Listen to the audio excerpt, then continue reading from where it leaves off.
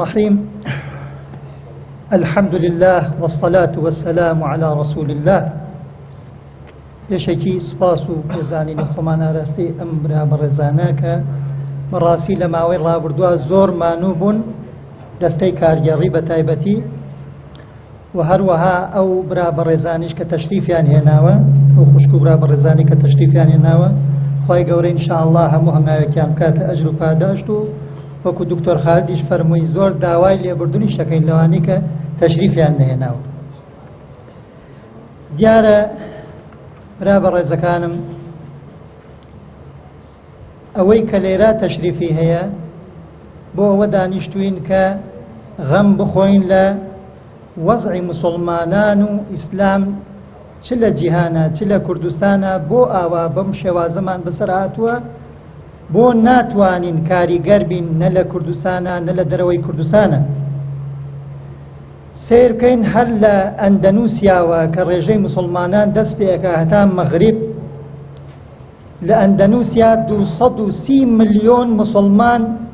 تەئسیری لەسەر دراوسێکەی نییە، تەئسیری لەسەر ناوخۆی وڵاتەکەیشیان نییە. ناتوانێ هیچ کاریگەریەکی هەبێ بۆ، بەڵام دەوڵەتێکی بچکۆلە لە پاڵیا هەموو کاریگەریەکی هەیە. بەڵێ ئەمە ئەگەڕێتەوە بۆ ئەوەی ئەو زوڵم و ناحەقیەی کە هەیە لە دنیا کە ناهێڵن لە 100 ساڵی ڕابردووان نەیانهێشتۆ موسڵمانان چاو گوێ بکەنەوە، نەیانهێشتووە هیچ دەوڵەتێکی ئیسلامی بە حەقیقەت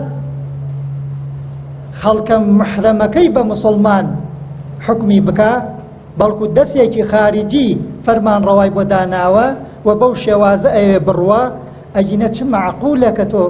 ئەم هەموو دەوڵەتە گەورە گەورەی موسڵمانان هیچ بەرهەمێکیان نییە، ناتوانن هیچ کاریگەریکیان نییە. سەیری بەنگلادیش بکەین کە ئێمە لێرە وەکو کورد دڵمان ئەسووتێ، دڵمان ژانەکا بۆ خەڵکی بۆرما کە چۆن ئەسووتێنرێت، بەڵام دەوڵەتێکی بەنگلادیشی هاوجنس و هاوڕەگەزی خۆی هاودینی خۆی لە پاڵیاتی 160 ملیۆن هیچ تەئسیرێکی نییە. هەر ناتوانێ ئەسڵان قسەیەکی خەیریش بکات لەو دیوی مەرزەکەیەوە، هەتا دێتە سەر مەغریب کە لەوانەیە جەنابی پرۆفیسۆر زۆر لە ئێمە باشتر بزانێ و خۆی گەورە ئینشەڵڵا پاداشتیشی باتۆ لەو فەخر و شانازیە بۆ ئێمە کە ئیستا ئەو پۆستە گەورەی بەدەستە.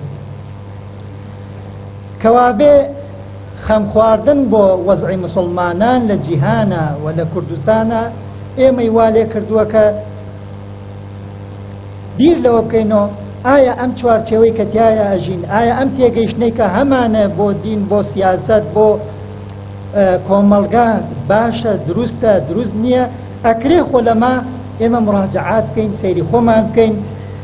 ناکرێ هەموو شتەکان هەر ببەسین بە بێگانەوە، بەڵێ بێگانە نایەوێت تۆ هەبی،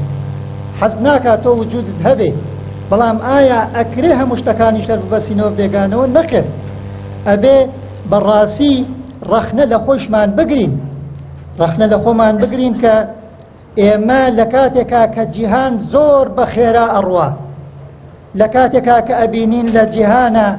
بە تایبەت ئەو جیهانەی کە ئەمڕۆ ئەوروپا و ئەمریکایە بە هەزاران بە دەیان هەزار خەڵکی پسپۆڕ و خەڵکی ئەکادیمی و لە بوارەکانی بە تایبەتی زانستی مرۆڤایەتی و لە بواری تەجریبیە ئەڕۆن لە پێشۆن علمێکی گەورەی زۆر زۆر گەورە وەکو زانستە سیاسیەکان، وەکو زانستە کۆمەڵشناسیەکان، وەکو ڕەفتارشناسی لێ پێشکەوتووە کە پێشکەوتووە علمێکی یەکجار زۆر تەراکمی کردووە. ئەم علمە زۆر جار ئێمە ئاگامان لێی نییە، زۆر جار حەرەکاتی ئیسلامی بێبەشە لەو علمە، بۆیە کە وەختێک ئەچێتە سەر دەسەڵاتیش حتا لە بەهاری عەرەبیایی کە لە کێشە گەورەکانمان وەکو لەگەڵ برایەکی بەڕێزە لە قیاداتی حەرەکاتی ئیسلامی لە شیمالی ئەفریقیا دانیشتین ڕۆژێک یەکێ لە گەورەترین خەتەر لە بەهاری ئیسلامیە ئەوە بوو کە فەرمووە بەهاری ئیسلامی هات و ئێمە چوینە سەر حکم. باش دوای ئەوە چی؟ دوای ئەوە وەکو ئەو برا فەرمووی وتی ئێمە لە جیادەوەی کەسێک کە شارەزا محرەم بەم علمە گەورە کە علمی بەڕێوەبردنی کۆمەڵگایە، کە علمی زانستە سیاسیەکانە چۆن گەشاکا کۆمەڵگا، چۆن دەوڵەت ئابووری سیاست ئەمانە چۆن ئەبەی بەڕێوە، هاتین مثلا دکتۆرێکمان کردە ڕئیس وزرا دکتۆرێکمان کردە ڕئیس جمهوری ئەم دکتۆرە پیاوی چاکە مبارەکە دەستی ماچەکەین بەڵام ئایا بەم عیلمە ئاشنایە بەم عیلمە شارەزایە بە ئیدارەکردنی کۆمەلگا شارەزایە نەخێر کەوابێ بێ ڕەخنە لە خۆمان بگرین یەکێ لە خاڵە جەوهەریەکان ئەوەیە کە حرەکاتی ئیسلامی لە سەرانسەری جیهانە ئەوەنەی خۆیان مەشغوڵ کردو کە شتێکی زۆر گەورەیە تەبعانەوە پەیامی ئەنبیا و ڕسوولەکە ئەبێ بانگەواز بکەن بۆ دینی خوا بەڵام لە پەنای بانگەوازکردن بۆ دینی خوا بێ ئاگایان لە کۆمەلگا ئەگەر ئەیانەوێ قیادەی کۆمەلگایە بکەن خۆی بزانن چۆن قیادەی ئەم کۆمەلگاکەن خۆمێ ئاگایان لەم عیلمە تازانە هەبێ کە لە جیهانە ڕۆژ بە ڕۆژ گەشەکە ڕۆژ بە ڕۆژ گەشەکە و ئێمە لێی دوورین جا بۆیە برای شیرینم بۆ ئەوەی نەکەوینە هەمان غەڵەت بۆ ئەوەی دەرز وەرگرین لە حرەکاتی ئیسلامی لە جیهانە لەو جم و جوڵە کۆمەڵایەتی کە لە جیهانە ڕوویدا بە ناوی بەهاری ئیسلامی و دواتر پەکخرا زۆر چاکە کە ئێمەی ئەلحەمدولله ئیسلامیەکانی کوردستان کە هەمیشە ئەلحەمدولله کراوەتر بووین توانیمانە باشتر لە تەجروبەی ئەم لاولای خۆمان ئیستیفادە بکەین زۆر چاکە کە ئیستەیش لەو تەحەولاتە ئیستیفادە بکەین ئێمە بەڵێ هەوڵێکی زۆر چاک لەلایەن ئەو ڕێکخراوانەوە خوادزایان باتۆ ڕێکخراوەکانی کۆمەڵگەی مەدەنی خەڵکی دڵسۆز بە ئیسلام و مسلمانان و هەردوو برای سەرکردە جەنابی مامۆستا سەلاحەدین و جەنابی مامۆستا عەلی بافیر هەیە کە بەڵێ ئێمە ئەم خەڵکە پاک و چاکە لە چوارچێوەیەکە غەمی بۆ بخۆین و کۆیکەینەوە ئێتر ئەو چوارچێوە هەر چوارچێوەیەک ناوەندێ دیارە بەڕێستان شارەزان کە مەسئلەی سیاسەتکردن و حیزبایەتیکردن لە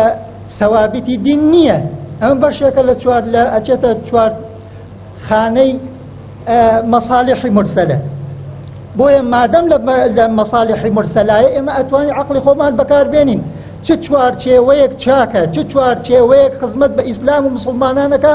ئێمە لەو چوارچێوا کۆببینەوە وەخوا نەخواتە واز لە هەموو تەعەسسوبێک و دیوارێ بێنین کە خۆمان دروستی ئەەکەین بە ناحەق لە بینی یەکە مادەم ئەلحەمدولله ئێمە هەر سێ هێزە ئیسلامیەکەیش ڕیشەی فکریان یەکە جاوەکو جەنابی مامۆستا قەرەداغی فەرمووی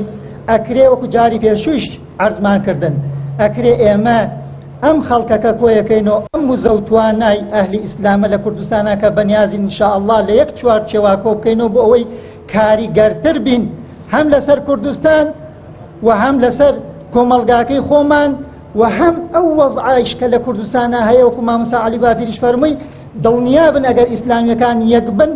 پرۆژەی باشتریانە بێ کاریگەری باشتریانە بێ لەسەر ساحەی کوردستان و ژیانی خەڵکیش باشترە بێ حتمەن جا بۆیە ئەکرێ ئێمە بیر لەوە بکەین کەوا مەرجەعیات دانین مەرجەعیەتێکی فقهی ئیسلامی دابنین بۆ ئەوەی کەوا ئەم خەڵکەی کە کۆمان کردو مهم ئەوەیە بە چه ئاراستەیەکە ئەیبین چۆن بە چه ئاراستەیەکە بیبین ئایا هەروە بەبێ ئاراستە کۆیکەینەوە نەخێر ئەبێ ئیلا کە وەختێک کۆ ئەکرێتەوە ئەم وزەوتوانانە ئەبێ پیادەیەکی حەکیمیش بە ئاراستەیەکە بیبە جا ئەم ئاراستە کە وەختێک تۆ مەرجەعێکی فقهیت هەبوو هەموو زانایانی بەڕێز و خۆشەویستمان لەو مەرجەعیە فقهیا کۆبوونەوە ئەو کاتە ئێمە کێشەی لە بواری عەقەدی و لە بواری فقهی و لە بواری معاملاتە نامانمێنین ئەگەر مەرجەعیەتێکی سیاسیمان دروست کرد ئەو کاتە خەڵک لەیمان لێ ناکا بڵێ ئەو بۆچی هەڵوێستان ئاوایە یەکی هەڵوێستی وایە و یەکی هەڵوێستی وایە ئەو کاتە یەک هەڵوێستی سیاسیمانە بێ بەڵام لەسەر ئەساسێکی علمی و جوان و ڕێکوپێک دوور لە هەر جۆرە خوا نەخواسە عاتیفەیەک جا ئەوەی کە زۆر مهمە اهتمامدانە ئینشاءالله بە تەخەسوس ئێمە هەوڵدەین لەسەر ئەساسی تەخەسوس جارێکی تر خۆمان ڕێکخەینەوە ئەو چوارچێوە جوانەی کە بە هەموومان و ئینشاءالله بیری لێەکەینەوە کە بیهێنینە ئاراوە لەو چوارچێوە ئەومان لەبیر نەچێکە تەخەسوس زۆر زۆر مهمە برایەک کۆمەڵە زانای گران قەدر کە لە بواری عەقەدی و فقهی کارەکەن لە بواری معاملاتە کارەکەن زۆر چاکە با کۆمەڵی خەڵکی تریشمان لە بوارە سیاسیەکە لە بوارە کۆمەڵایەتیەکە لو هم علمي كتراكم بول الدنيا لوش استفادة بكات شو كن كوماليتي زور لو علمانة تجريدية علاقة نية بمثلا ايديولوجيا وأكل لهم استفادة بكين لو زياتر من نامه كاتكم جار كاتكم برو كتاية بويا یەکێکی تر لەو باسە زۆر مهمانە ئەگەر یەک دقیقە مەسئلەی تێڕوانینمانە بۆ دەسەڵات تێڕوانینمانە بۆ مافی مرۆڤ تێڕوانینمانە بۆ ئافرەت بەڕاستی تێڕوانینیشمان بۆ ئافرەت تێڕوانینێکی باش نییە حەقە ئەوەش ئینشاءڵڵا مراجعاتی تیا بکەین چاکی بکەین و وای لێ بکەین کە ئافرەتەکانیشمان بەو دڵگەرمێ کە هەوڵەدەن کە ئیشەکەن زیاتر دڵگەرم بن. خواهی گەورە إن شاء الله هم لا موفقك والسلام عليكم ورحمة الله وبركاته.